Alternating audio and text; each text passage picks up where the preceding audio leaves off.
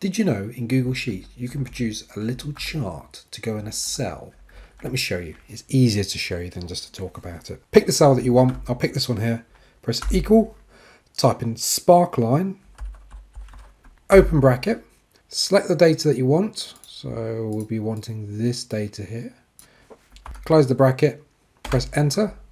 And it produced a little chart for me. And if I make it bigger, you can start to see, the chart. So you can see, so in this case it's sales. Sales have been, quite consistent. They're all right, little peaks and everything. Then a massive peak. So it allows you to interrogate that. You can go, well, the massive peak was there. So you can start to see, well, why is there big peaks? Is it because it was actually a typo? What you can do is change this in real life. So it's 6,777.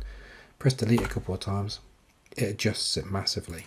So down there, actually the figure, I remember now, that was the real figure. So you can start to see peaks and troughs and so forth. Let's adapt that to what the actual figure was. There we go.